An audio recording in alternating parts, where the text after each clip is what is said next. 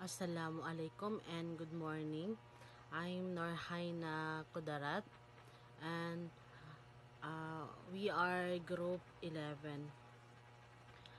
Our topic today is about International Cooperative Development Platform. International Cooperative Development Platform or ICDP, the launch of the International Cooperative Development Platform, bringing together at the global level the cooperative federations and organizations implementing international development. This include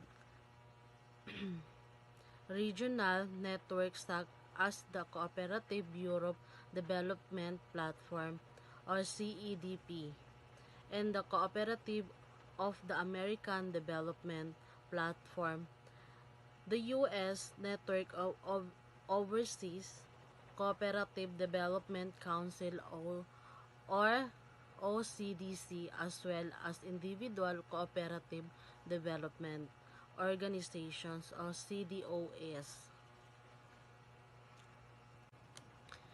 Isa ito siyang system or organisasyon na ini-encourage ang mga ka-member to know na important of cooperative in economic and social at ang layunin ng international cooperative development.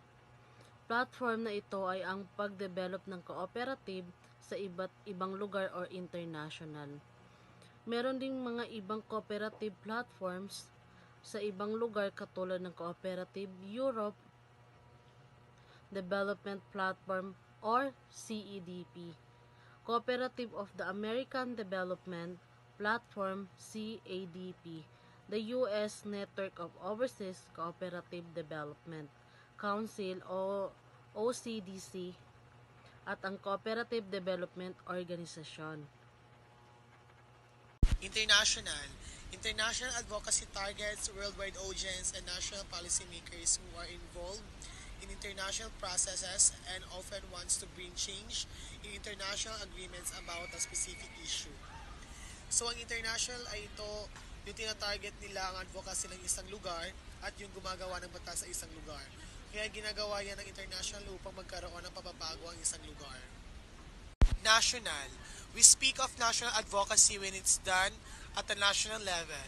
National advocacy can target a change where the entire country benefits from or also a change at the state, province level.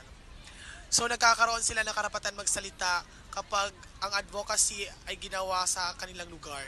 Tinatarget ng advocacy ang isang bansa kung saan ay nagkakaroon ng pagbabago at nakikinabang ang local. When advocacy is done on a local level, is often target and is driven by the local community. Local advocacy try to positively affect the local communities directly by involving them in the campaign and cooperating with them to ask for change. So ang local ay tinatarget nila ang community at ang mga tao na nakikipagtulungan o kasali sa pagkakampanya para sa pagbabago. And I thank you.